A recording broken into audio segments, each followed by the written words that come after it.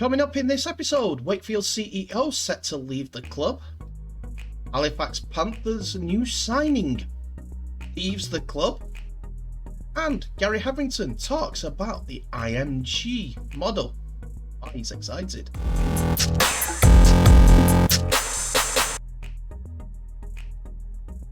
Hello ladies and gentlemen, and welcome back to the channel Held Dominance. Anthony here. Please remember to like and subscribe, and also click that notification bell if you enjoy what you're seeing and if you want to see more. I'm also continuing my program to run a Buy Me a Coffee campaign where you click on that QR code and you will be able to donate whatever you can to the channel for a future rugby league campaign or project. No obligation, but please feel free to do so. And we start in Wakefield as Michael Carter has given his notice of decision as to step down from his chief executive position of Wakefield Trinity, at least by the end of the 2023 season. Carter has been involved with Trinity since 2013 and helped stave off administration and worse fates amid a tough financial situation. Carter, seen here in a picture that's not too dissimilar to what's going on in the UK at this moment in time, said in a statement on the club's website, "As I continue into my 10th year as a custodian of the club, I have been pondering my future and the future of the game in much detail, and ultimately I've decided to stand down as CEO and as a director of the club at the end of 2023. We have achieved so much in recent years, as anyone visiting Be Well Support Stadium at Bellevue can see, and there is so much more the club will achieve in years ahead. For me, however, it is time to move on. I look forward to staying close to the club going forward, but as strictly as a fan, sponsor and volunteer." He continued his comments in the BBC interview, saying, "From the brink of administration and a couple of close brushes with relegation, we have maintained our Super League status and enjoyed a couple of top-flight finishes and a cup semi-final along the way. This has been achieved despite having some of the weakest finance resources in terms of benefactors, non-match day income and crowd levels. I genuinely believe that we have achieved a great deal." John Minards ended the comment or the statement with a "Thank you, Michael," as he is that important to the club and its history for the last 10 years. Will they be able to find someone like that will run on, to be fair to Wakefield, meagre finances and pull magic out of the hat every single year? I don't know.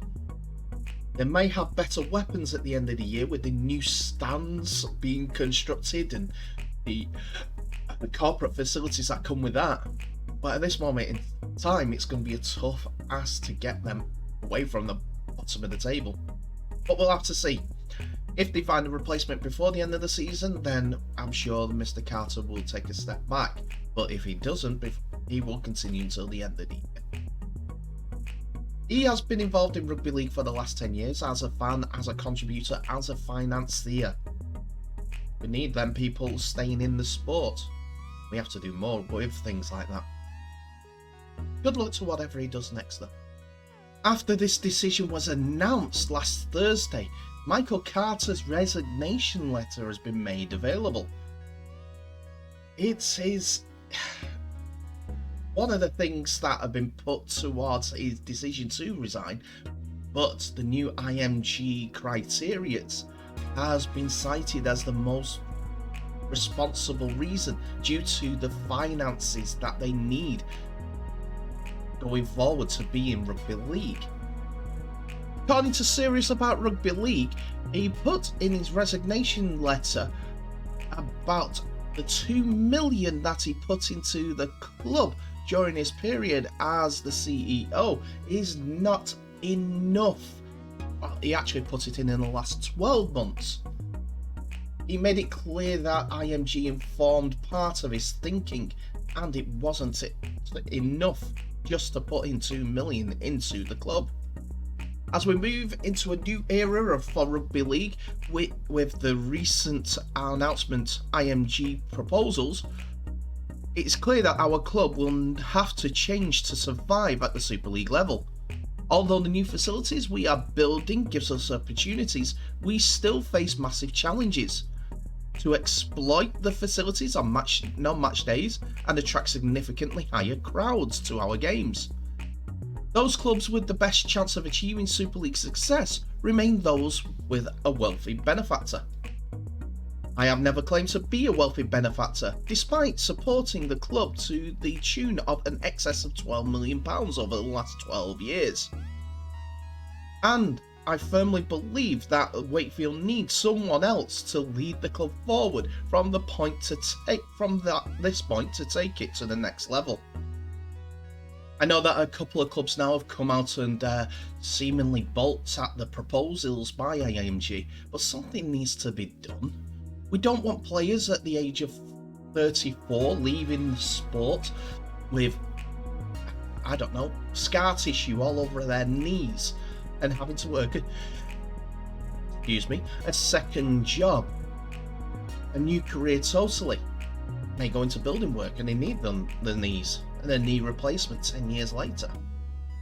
Just an extreme fact. I'm not saying that has ever happened or would ever do.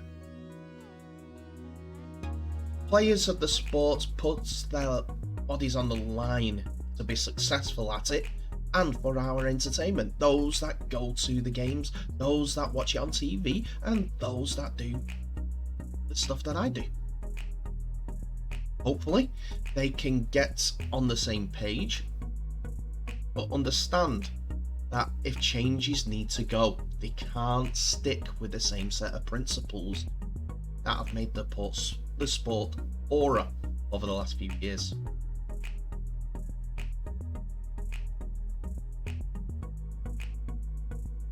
Now we look at Halifax Panthers, as one of their World Cup representatives has decided to call time on his Halifax career after only just signing for the club in the summer.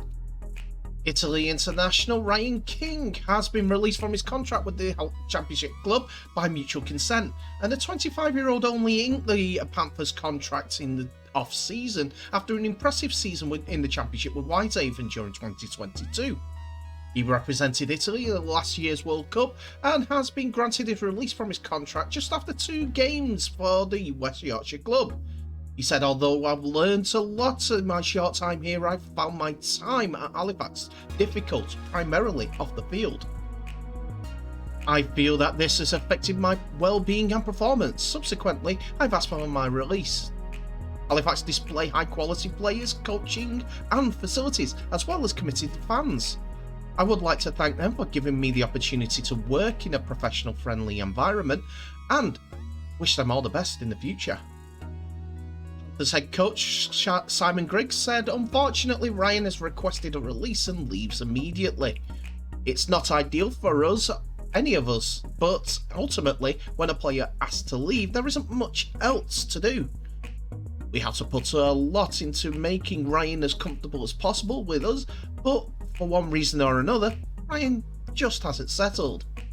He's a talented player. Hopefully, he can get on track wherever he ends up and plays to his potential." It's a sentiment that is echoed at board level, as the Panthers director of rugby, Richard Durgan, said, "It's a shame it hasn't worked out for both parties.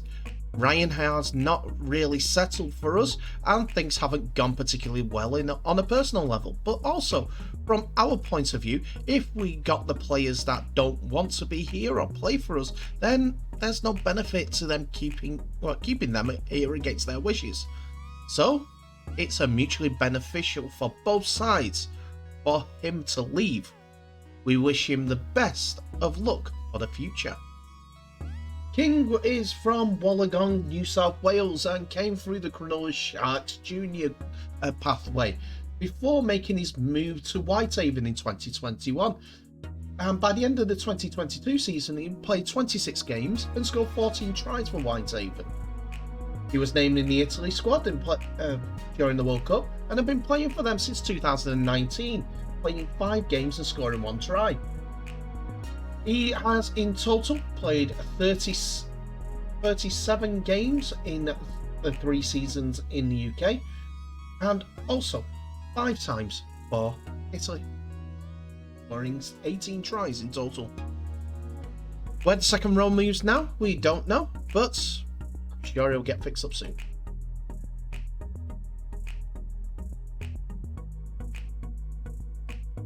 And finally, all 36 clubs gathered at the Huddersfield John Smith Stadium from the RFL and Super League after finding the new direction to follow under the new marketing giants IMG. With IMG laying bare their proposals to reimagine rugby league, they laid out 5 main areas to focus on when they outlined as fandom, performance, finances, stadium and catchment area.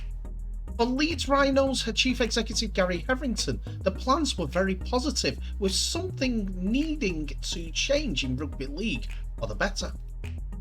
Speaking to the Box 2 podcast, Hetherington said, "The direction of travel is very positive.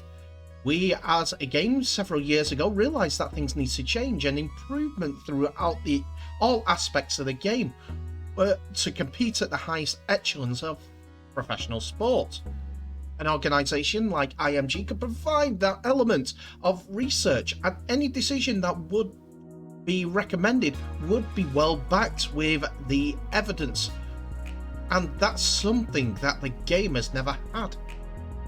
Hetherington has always been an expansionist, not to use a simpler term, as he has been looking at the benefits of having a massive city like Toronto in rugby league in the past, which unfortunately fell by the wayside, and also knows that the transparency in the plans, as well as the ease in which they're understood, will help all 36 professional clubs know the areas they need to improve.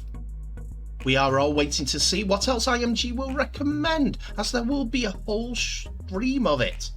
But this is an attempt to improve and give an incentive for big clubs, or even bigger and other clubs, to become Super League clubs, and to understand what is required to become a Super League club too. It's a sophisticated piece of research. What elements are required to grow your club? This is much more involved process than licensing, and ultimately it's transparent, easy to understand, and for the clubs it is easy to follow, to know where their club fits in the pecking order. So Hetherington is one of the major coaches who chief executives that have come out for the IMG plan. I am for the IMG plan, as everyone will know their place and what they can achieve. It's only through the restrictions of the club's own ability to grow themselves that will be the issue, and it'll be all about growth. Some clubs, no, they're limited.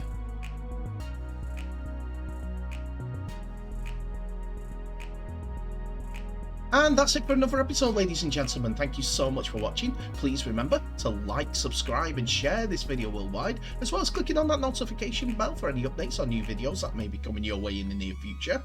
Tell me what your thoughts are on today's episode in the comment section below, as it's all open for business, and as long as you're respectable, you can say anything about rugby league.